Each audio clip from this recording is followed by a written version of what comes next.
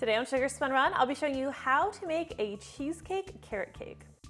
Hey Sugar Spun Bakers, it's Sam here, and today I am so excited to be sharing another carefully tested, well-researched, and perfected recipe. Today's recipe is an absolute showstopper. It is a carrot cake that is just stuffed with a full-sized cheesecake and topped off with a light cream cheese frosting. Now let's go ahead and get started. The first thing you'll want to do is prepare that cheesecake because it needs to be prepared at least 4 hours in advance. I like to make mine the day before I want to assemble the cake. So let's go ahead and preheat our oven to 325 degrees Fahrenheit. Now in a large bowl, we're going to combine 24 ounces or 3 8-ounce bricks of softened cream cheese.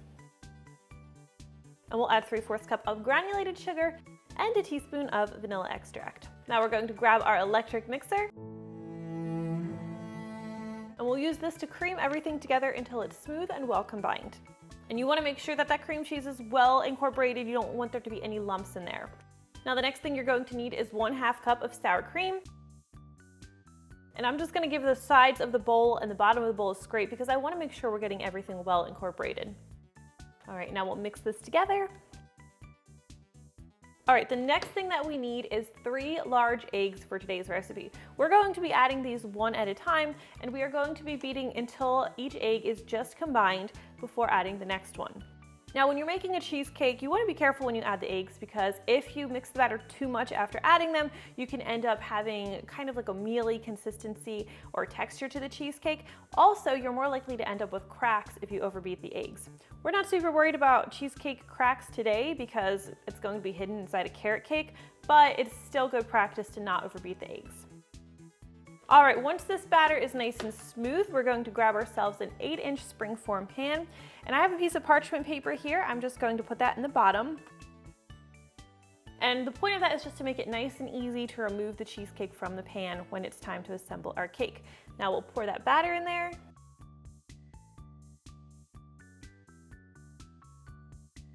Now we'll take this over to our 325 degree Fahrenheit oven where it's going to need to bake for about 35 minutes. Now when the cheesecake is finished baking, if you give it a little jiggle, the center will not be completely set, but it should be mostly set. You may even notice a small bit of puffiness around the edge of the cheesecake, or it may be beginning to turn a very light golden brown color around the very edges. Whatever you do, don't over bake your cheesecake, or again, it can end up with kind of a mealy texture. You don't want that. You want it to be nice and creamy. All right, now when your cheesecake is finished baking, you're going to want to let it cool for about 15 minutes in the pan, and then I like to use a knife and run that along the edge of the cheesecake just to loosen it from the pan. This will help you prevent cracks, but again, not super important with today's recipe, just something I like to do. Now we'll let this sit at room temperature until it's cool enough to handle, and then it will go into the fridge where it will need to chill for at least 4 hours before you can use it. Like I said, I like to make mine a day in advance of assembly. Now, once your cheesecake is finished, let's move on to the carrot cake. We are making a full-size carrot cake today. This is my all-time favorite carrot cake. I've shared it on the blog before. So you're going to want to preheat your oven to 350 degrees Fahrenheit and grab a large mixing bowl to get started on that. All right, here we're going to combine 2.5 cups of all-purpose flour, 1 cup of granulated sugar, 1 cup of firmly packed brown sugar. You can use either light or dark brown sugar. I'm just using light today. 1.5 teaspoons of baking soda, 1 teaspoon of baking powder, 1 teaspoon of salt, this is just table salt. And for our spices, we're using 2 teaspoons of ground cinnamon and 1/2 teaspoon of ground nutmeg. Now we'll whisk everything together until it's well combined. I do like to kind of break up those brown sugar clumps the best I can. We'll make sure everything is well incorporated. Now the next thing that you're going to need is 1 cup of a neutral cooking oil. That would be typically either vegetable oil or canola oil. And I also have 1/2 cup of melted butter, which we'll also add. Now we'll want to stir the oil and butter into the dry ingredients, and you can do this using either a stand mixer, or today I'm going to be using my electric hand mixer. Realistically, you could even do this by hand. I just think a mixer makes it a little bit easier. Now, after you've added your oil and butter, the dough is going to be a little bit stiff and seem a little bit dry. That's totally fine, so long as everything's incorporated and you don't see any flour, you're good. All right, the next thing that you need is 4 large eggs, and we're just going to stir these into the batter one at a time.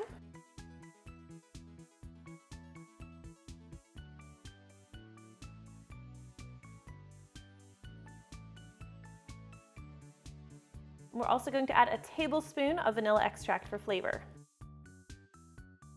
All right, the next thing that you need today is, of course, the carrots. We're going to be using 3 cups of grated carrots for today's recipe. Now you can see I have mine cut up pretty small. What I'll usually do is I will grate these using the grater on my food processor, and then I'll take the blade of my food processor and chop them up real quickly, like 3 1-second pulses, just to make them a little bit finer. I don't like discernible pieces of carrot in my carrot cake. All right, now we'll stir these in.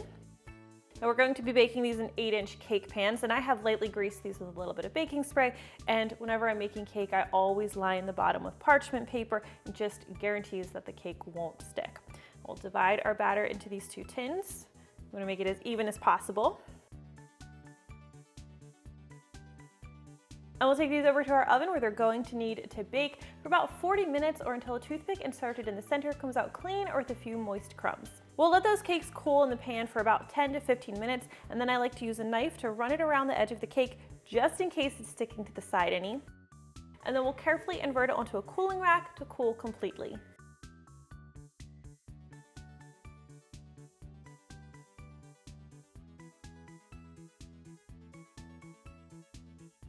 So at this point, I like to prepare our frosting, which is just a simple cream cheese frosting. It's a little bit lighter than the one that I currently have on the blog. To make this, we're going to combine 8 ounces of softened cream cheese with 1 stick or 1/2 cup of unsalted butter, and this should also be softened. We'll also add 1/4 teaspoon of table salt just to add a little depth of flavor, and we'll use our electric mixer to beat everything together until it's smooth and creamy. All right, this is looking pretty good, so I'm just going to add a teaspoon of vanilla extract and stir that in as well. And the next thing you're going to need is 3 cups of powdered sugar, and we'll just gradually stir this into our butter and cream cheese mixture.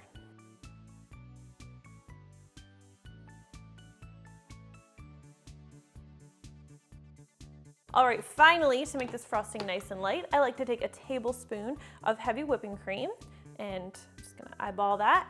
And we're going to slowly increase our mixer speed to high, and we're gonna beat this on high speed for 30 seconds. All right, now we are ready to assemble our cake. Now these carrot cakes do tend to dome a little bit on top sometimes, so I'm just going to level those off. Not really great at leveling cakes, but this is a little bit better than how it was before. And we'll place our first layer on our cake platter. We'll just top that with a little bit of frosting. All right, and our cheesecake is now completely cooled. We've released it from the springform pan. So what I like to do is I just like to take it and I'll flip it over, and then I'll place this on top of the carrot cake. And I do wanna make sure I have that centered right on top of the cake.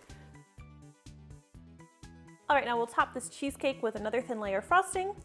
We'll level our other carrot cake and place that on top. And then all that's left to do is just ice this cake. I like to give a pretty thin layer of frosting on the sides and I go a little bit heavier on top.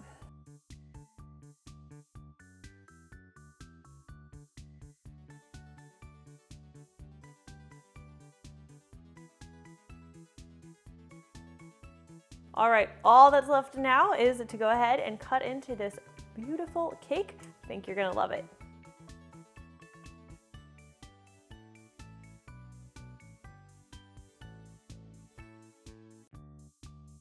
And that is how you make a cheesecake carrot cake.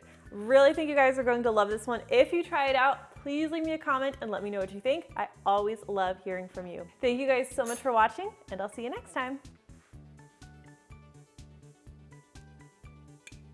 Problem is, there's not a fork big enough.